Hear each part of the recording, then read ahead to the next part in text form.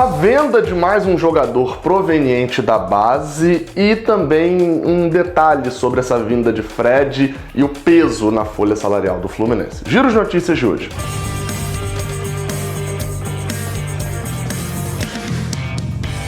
Seja bem-vindo, você guerreiro de todo o Brasil, de todo mundo. Aqui é o canal Raiz Tricolor, eu sou o Gabriel Amaral, sou jornalista, sou tricolor. Giro de notícias logo cedo de manhã, como sempre, ou quase sempre a gente tem aqui, nesta quarta-feira, dia 22 de janeiro de 2020. Deixa o like aqui embaixo, se inscreva aqui no canal e vambora falar das notícias do Fluminense.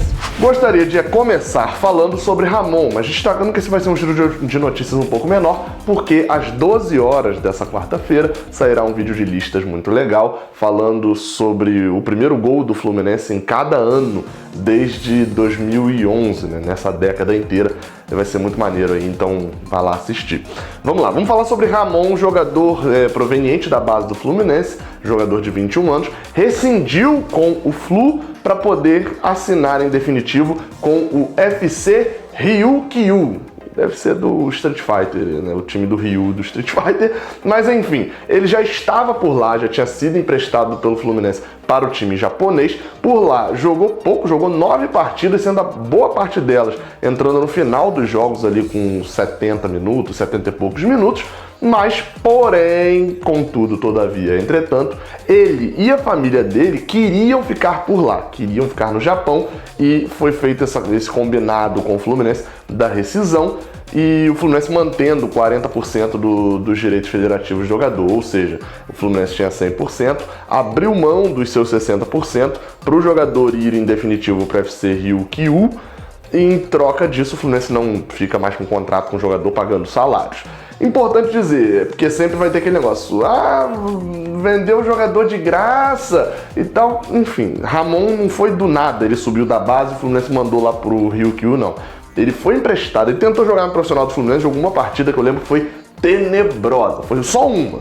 Isso não é pra ser balizador de tudo, não. Foi só uma, que foi o jogo contra o Boa Vista, justamente na estreia do Fluminense no ano de 2018, em partidas oficiais contra o Boa Vista em Macaxeira. Jogou muito mal nessa partida. Daí, em 2019, ele foi emprestado para o CSA, pro time que jogaria a Série A desse ano, mas atuou em 2 jogos, pouco mais de 50 minutos combinando ali toda a participação dele, foi bastante avaliado em treinos e devolvido para o Fluminense ainda em março, para depois sim ser emprestado ao Ryukyu e fazer, como eu falei lá, 9 partidas, sendo boa parte dessas partidas entrando depois. Aí eu falei, mas vendeu de graça, etc. Vamos para um ponto aqui, balizador. O salário dele era baixo.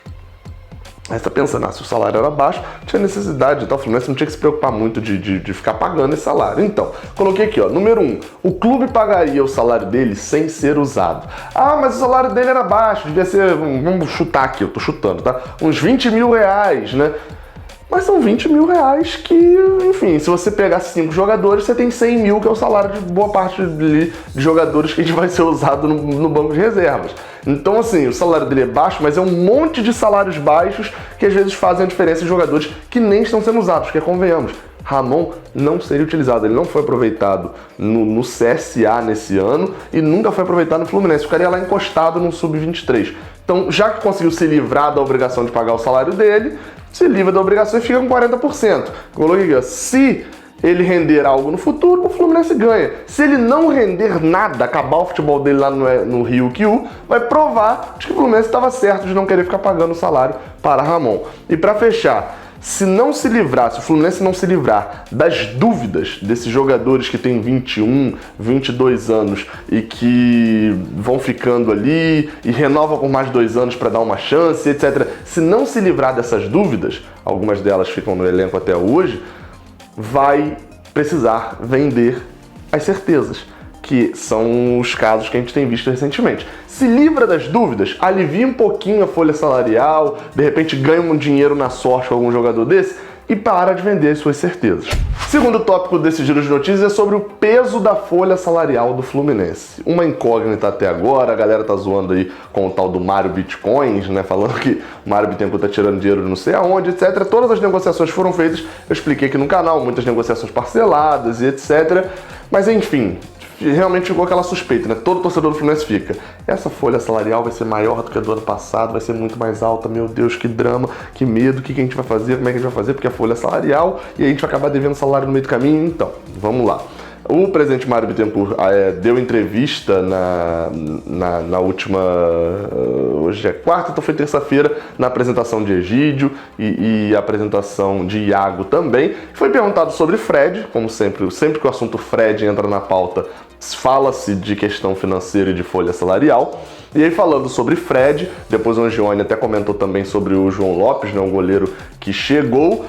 Falando sobre Fred, ele disse o seguinte, eu vou ler aqui exatamente o que ele disse, abre aspas. Você pode trabalhar com salários baixos. E o que digo é que Fred só voltará se for o desejo dele e se ele entender que o Fluminense é diferente daquele de 2015. E que vai precisar da ajuda e da compreensão dele. Muitos jogadores vieram para cá ganhando menos do que em seus clubes anteriores. Eu disse, e vou repetir, a vinda de Fred e os pés no chão combinam sim. Porque nós projetamos um gasto com futebol profissional em 2020 e não vamos sair do tamanho que fizemos de previsão. O resto é especulação. Sei do sonho do torcedor, mas não há nenhuma conversa aberta, sequer valores foram discutidos, fecha aspas. Vou me ater a esse trechinho aqui, ó. Porque nós projetamos um gasto com futebol profissional em 2020 e não vamos sair do tamanho que fizemos de previsão. Para começar, assim, a gente não tem um orçamento, o Fluminense não tem um orçamento aprovado já para 2020, né, que é a expectativa de quanto vai gastar e quanto vai ganhar. Então, quanto a isso, a gente ainda não pode comentar, o Fluminense ainda não definiu quanto que vai gastar, quanto vai ganhar, por problemas de conselho, enfim. Isso aí é a parte que eu acho horrível do clube e eu conheço muito pouco, então não me atrevo a falar aqui. Ou seja, o Fluminense pretende gastar ou receber, a gente ainda não tem certeza. Só que, com ou sem a vinda de Fred, a cada fala do presidente Mário Bittencourt, ele coloca a obrigação na diretoria porque ele vem falando isso, que ele tá tranquilo, tá favorável, tá tudo sob controle, de que não se atrase salários nesse ano. Vamos destacar, o salário está atrasado nesse momento, porque o salário de dezembro não foi pago ainda, o que venceu agora em janeiro. São 22 dias de janeiro, né, que 17 dias de atraso, mas está atrasado, ponto, né? Mas vamos lá, ainda um atraso dentro do aceitável, porque está dentro do mês. Porém, se Fred vier, é um salário ali, que mesmo que venha com salário baixo, é um salário relevante a mais por mês. Se Fred não vier, é um alívio em relação ao que já pretendia pagar. Se ele está falando de que não vai sair da previsão e etc., tem a obrigação de manter os salários em dia. Ah, mas e as penhoras?